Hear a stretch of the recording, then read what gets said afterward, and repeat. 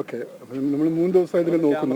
നമുക്ക് first day നമ്മൾ നോക്കിയപ്പോൾ നമുക്കതിന് മിസ് ചെയ്തു. ആനിമൽ വിട്ടുപോയി, ഓടിപ്പോയി. നമുക്ക് ട്രാക്ക് ചെയ്യാൻ പറ്റിയില്ല. സെക്കൻഡ് ഡേയും ട്രാക്ക് ചെയ്യാൻ പറ്റിയില്ല. തേർഡ് ഡേ നമുക്ക് കൃത്യമായിട്ട് കിട്ടി. സോ രാവിലെ 6:30ക്കാണ് സ്പോട്ട് ചെയ്യുന്നത്. 7 മണിയോടെ നമ്മൾ ഓപ്പറേഷൻ സ്റ്റാർട്ട് ചെയ്തു. ആനിമലിനെ ഡാർട്ട് ചെയ്തു. 8:30 ആയപ്പം ആനിമലിനെ ഡാർട്ട് ചെയ്തു. അതിനുശേഷം നമ്മൾ അതിനെ ഫോളോ ചെയ്തു. അതിന് ടോപ്പ് അപ്പ് ഡോസ് കൊടുത്തു. ട്രീറ്റ്മെൻറ്റ് സ്റ്റാർട്ട് ചെയ്തു. അതിൻ്റെ മസ്തകത്തിൻ്റെ മുകളിലാണ് വൂണ്ടുള്ളത്. Deep penetration വൂണ്ടാണ്, കുത്താണ്, ഇടിയാണ്, കൊമ്പൻ്റെ ഇടിയാണ്. അപ്പോൾ അതിൻ്റെ ഇവിടെ ലെയർസിൽ എന്ന് പറയും, അവിടെയൊക്കെ ഡാമേജ് വന്നിട്ടുണ്ട്. അപ്പോൾ കുറച്ച് റിസ്ക്കാണ്. കാരണം നമ്മൾ ഫ്രണ്ടിൽ വെച്ച് ചെയ്യുമ്പോൾ സ്റ്റാൻഡിങ് സെറ്റേഷനിൽ വെച്ചിട്ട് നമ്മൾ നിർത്തിയാണ് ചെയ്യുന്നത്. ഫ്രണ്ടിൽ വെച്ച് ചെയ്യുമ്പോൾ അത് വൂണ്ട് കംപ്ലീറ്റ് ഡ്രസ് ചെയ്തു. നമ്മൾ സ്കാൻ ചെയ്ത് നോക്കി, വല്ല മെറ്റൽസ് ഉണ്ടോ എന്ന് നോക്കി, നെഗറ്റീവാണ്, ഒന്നുമില്ല.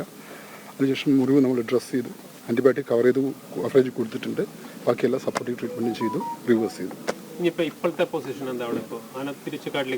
ആന ആക്റ്റീവായി, അത് സെഡേഷൻ വിട്ടുകൊണ്ടിരിക്കുന്നു. അത് കുറച്ച് സമയം എടുക്കും. അത് ഇപ്പോൾ നമ്മൾ ആൻറ്റിഡോട്ട് കൊടുത്തു കഴിഞ്ഞാൽ കുറച്ച് സമയം എടുക്കും അതിൻ്റെ എഫക്റ്റ്. ഇത് ഡോസൊക്കെ നമ്മൾ സംസാരിക്കേണ്ട കാര്യമുണ്ടോ?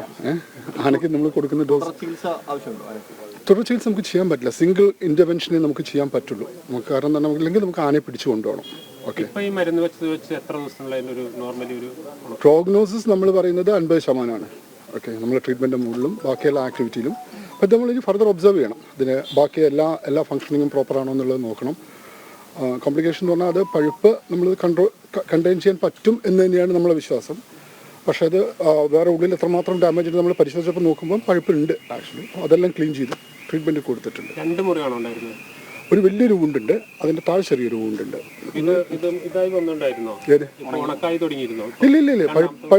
പഴുപ്പാണ്. അത് കംപ്ലീറ്റ് നമ്മൾ ഡ്രെയിൻ ചെയ്ത് ബ്രഷ് ചെയ്ത് കളഞ്ഞ്. എത്ര മാസം അല്ലെങ്കിൽ എത്ര ദിവസം പഴക്കം നമുക്ക് വൂണ്ട് പഴക്കം കൃത്യമായിട്ട് നമുക്ക് പറയാൻ പറ്റില്ല. നമ്മൾ സ്പോട്ട് ചെയ്തിട്ട് 3 ആഴ്ചയോളം ആയിട്ടില്ല. അവർ ഒബ്സർവ് ചെയ്തിട്ട് ഉണ്ട് സിവിയറാണ്. അത് കറക്റ്റ് ആ മസ്തകത്തിന് തന്നെ ആയതുകൊണ്ട് സിവിയറാണ്.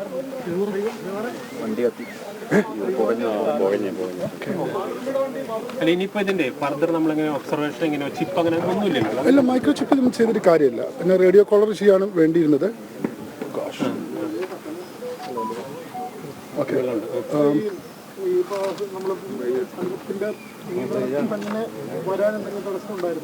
തീർച്ചയായും ആനിമൽ ഭയങ്കര മൂവിങ് ആയിരുന്നു, ഭയങ്കര ഫാസ്റ്റായിട്ട് മൂവിങ് ആയിരുന്നു. അപ്പോൾ നമുക്ക് വിചാരിച്ച പോലെ നമുക്ക് ചെയ്യാൻ പറ്റില്ല. പിന്നെ ഒരു 1 ഡേ ഒന്നും നമുക്ക് അങ്ങനെ പെട്ടെന്ന് കിട്ടിയെന്ന് വരില്ല. നമുക്ക് നമ്മളെ ടൈം എടുക്കും. അതിൻ്റെ അറേഞ്ച്മെൻറ്റ്സ് ഉണ്ട്. 4 ടീം വർക്ക് ചെയ്യുന്നുണ്ട്. ഒന്ന് മാനേജ്മെൻറ്റ് ടീം, മാഡത്തിൻ്റെ മുകളിൽ ഒരു മാനേജ്മെൻറ്റ് ടീം ഉണ്ടാവും. പിന്നെ ഒരു ട്രാക്കിംഗ് ടീം ഉണ്ടാവും. ഇതിനെ തപ്പിയെടുക്കുന്നത് ഇങ്ങനെ complete കാട്ടിലായിരുന്നു.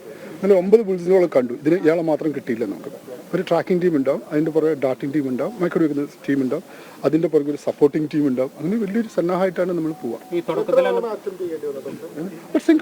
Single attempt.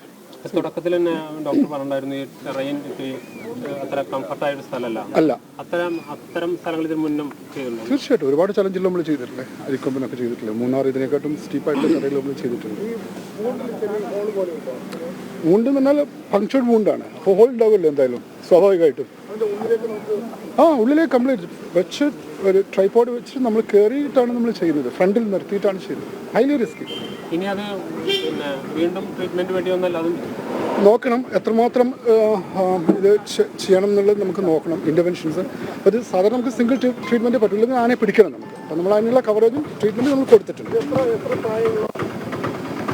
Around 35 years aged ആയിട്ടുള്ള നല്ല സ്റ്റൗട്ട് ആയിട്ടുള്ള എലഫൻ്റ്. തീർച്ചയായിട്ടും ട്രാക്കിംഗ് തന്നെ.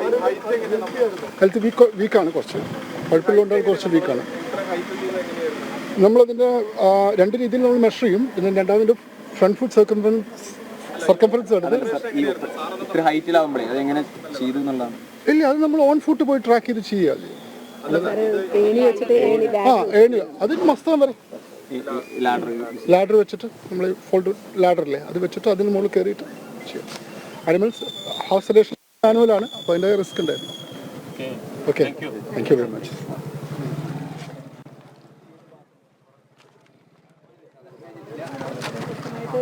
പറയാൻ പറ്റില്ല. പക്ഷെ എന്നിരുന്നാലും സ്ഥിരം കാണുന്ന ഒരു ആന അല്ലായിരുന്നു. എല്ലാവരും പറഞ്ഞിട്ടുണ്ട്. ഇപ്പോൾ ഏകദേശം 1 മാസക്കാലമായിട്ടാണ് ഇതിനെ കണ്ടു തുടങ്ങിയത്.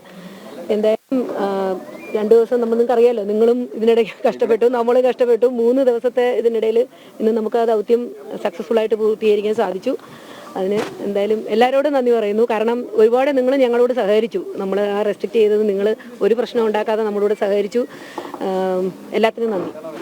എന്തായാലും ആനിമലിനെ നമ്മൾ നിരീക്ഷിക്കുന്നുണ്ട്. 2 സ്റ്റാഫും നമ്മുടെ 2 വാച്ചറും ഇപ്പോൾ ഉണ്ട്. ചെറുതായിട്ട് മൂവ് ചെയ്ത് താഴോട്ട് ഒക്കെ നടന്നു തുടങ്ങിയതായിട്ടാണ് ഇൻഫർമേഷൻ. ഇപ്പോൾ വനത്തിലാണ് നിൽക്കുന്നത്. നമ്മൾ അവിടെ വെച്ചാണ് ഇതിനെ ട്രീറ്റ് ചെയ്തത്.